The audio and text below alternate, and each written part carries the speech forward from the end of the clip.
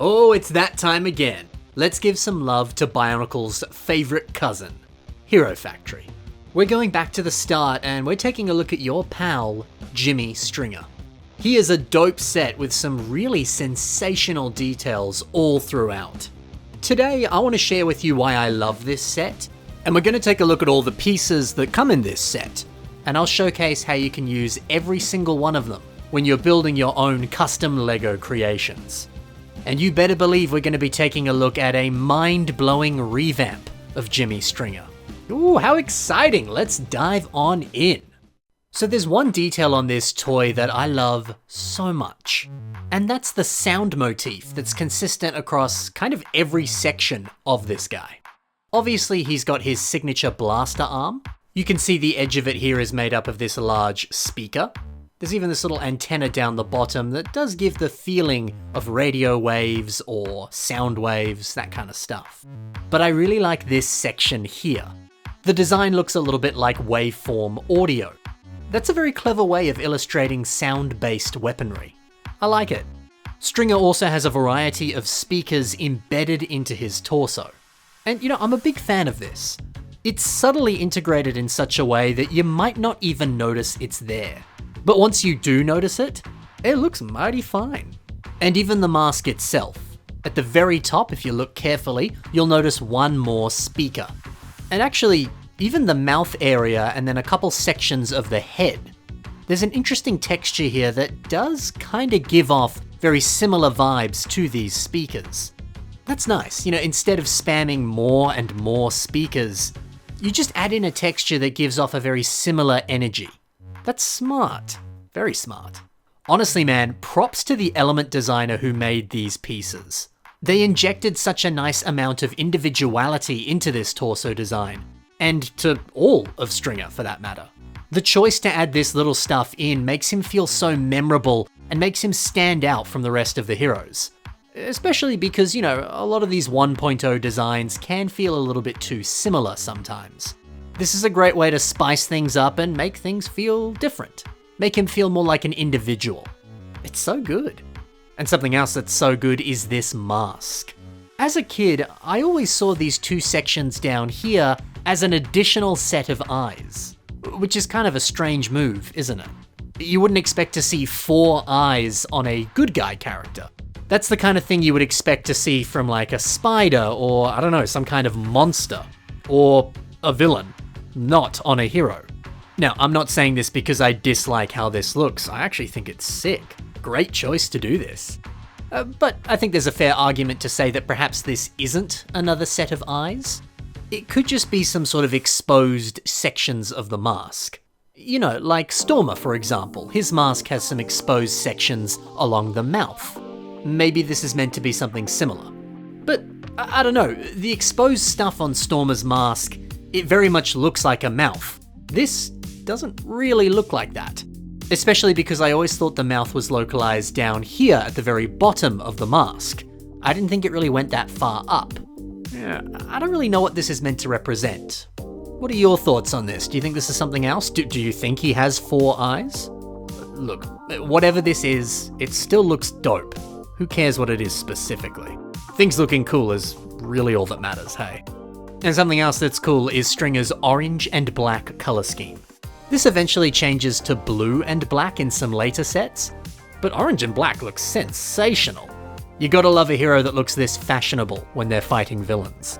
So hey man, that's the beauty of Jimi Stringer. It's a good set.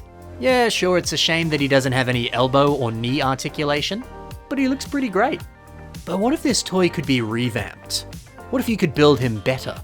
Well, we have a cool mock in store that reimagines him in a great way, but before we get to that, let's see how you can use every single one of his pieces when you're building your own creations. Let's get you some inspiration. We'll begin with Stringer's sensational mask.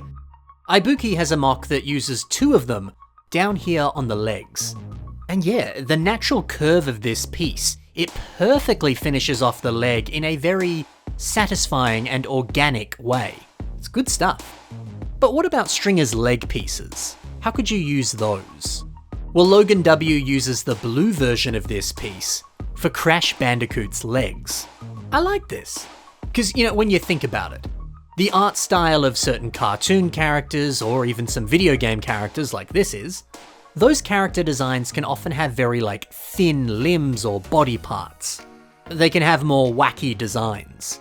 And, this piece represents a very thin leg perfectly. It has a nice cartoon-like appearance to it. I think that's very clever.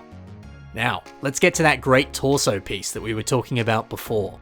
I love what Mitch Henry has done with this piece, taking it and putting it on the waist of this huge creation. Yeah, at this scale, I think it actually works quite perfectly. You certainly couldn't put this piece on the waist of your average Toa or Matoran-sized build. That would be way too big. But if you are building big, this piece is great for waist armor. Maybe you could do something similar if you're planning on building a gigantic MOC. Moving on over to Stringer's blaster arm. Now, I actually couldn't find any MOCs that use this exact piece, but I did find a MOC that uses Bulk's gun arm. It's built by Rahiden and it is literally Hero Factory. The actual factory. The naturally greebled look of this gun arm works really well for a building, and I think Stringer's arm could look just as good. Maybe you could build a black version of this MOC yourself using that piece. That might be cool. The black shin armor element, it stands out from the other pieces in this set. It's a very good one. And I like how King Marshy has used it on, well, King Marshy. This element has been flipped the opposite way around, and I think it looks just as good this way. Potentially even a little bit better. This is a nice reminder that you can use it the way that the set does, or put it the opposite way around. Either way, you're going to end up with something incredibly special. Hey, why don't we find a way to use this molded fist piece? Well, Shadow Gear 6335 uses one on their MOC Drone. Well, okay, this is actually the 5-finger variant of this piece. The one that comes in this set is the 4-finger variant, so there's a subtle difference, but the shape of them is so similar that you could use either piece and it would look essentially identical. And hey, this is a great way to armor up the torso just that little bit more. It's great. I also quite like this headpiece that comes under Stringer's mask.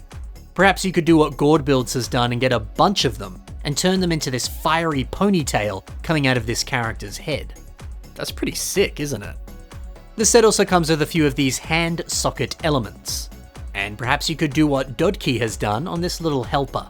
Okay, again, this is the other variant of this piece. It's not the exact one that you get in this set. But again, you could easily get this hand socket, put a couple pieces on it, and make yourself the cutest character you've ever seen. Plus, I always love seeing MOCs that have a very, very low part count. If you've got a very limited amount of pieces in your collection, you should be able to still build something like this, potentially. Now we move over to the amazing 1.0 torso piece. I love how Max Howell has actually taken this and put it upside down on this MOC. It adds a nice sturdy base to the waist of the character, and it flows up into the arms and the shoulders quite nicely. Plus, the look of this torso piece is so detailed if you are building a more minimalist style like this that doesn't use a lot of pieces. It allows you to pack in detail without actually having to, well, pack in detail. Using this torso can be a very efficient way of adding detail into your MOCs. That's pretty good.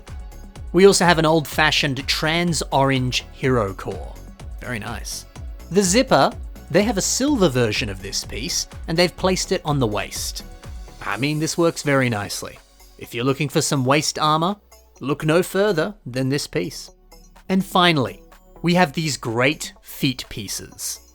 I mean, dude, when they look this good as feet, you may as well keep using them in the exact same way. Matt Goldberg uses them on Phazon Suit Samus. The texture and the shape and the feeling of these pieces, it ties in so well with the textures of all of these CCBS parts that cover the rest of this MOC. So if you are planning on building a MOC that is Samus or is inspired by Samus, you gotta get your hands on some of these feet pieces. They're a perfect match. Sick, that's all the ways you can use every single piece that comes in this set. But I promised you a Stringer revamp, so here it is. This one is by TV Resnical, and oh baby, it looks really good. The choice to give Stringer an axe, that's not something I would expect to work this well, but oh, it's good. I like that the shape of it kind of evokes the feeling of a guitar. Kind of. Well, it's certainly the most logical weapon to give him that gives you the feeling of a guitar, right? This is a really nice way of tying things back to his rock and roll and sound motif. But it's doing so in a way that feels fresh and doesn't feel so, obvious. I can appreciate that. And props to the builder for making a mock that is this poseable. The pose he's in when he's swinging that axe, oh, he looks magnificent. And so does the other weapon that he's got too. A nice gauntlet with a blade sticking out of the back of it. Oh, I love that. I also love seeing this speaker element embedded into his torso. This of course came on the breakout version of the character. You can see 2 of them on his shoulders. Yeah, this is a very pleasant callback to the original set. Yeah, I like that. If you're going to change up the torso a massive amount like we see here, at least try and put something like this in there so that it feels a little bit similar to what was there before. There's just something so satisfying about Stringer being large and in charge. A lot of the different versions we saw of him in official sets, he was always very small.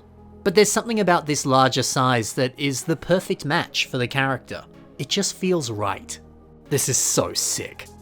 And that is the awesome Jimi Stringer. It's a great set. Now, did you enjoy some of the great mocks that I highlighted today?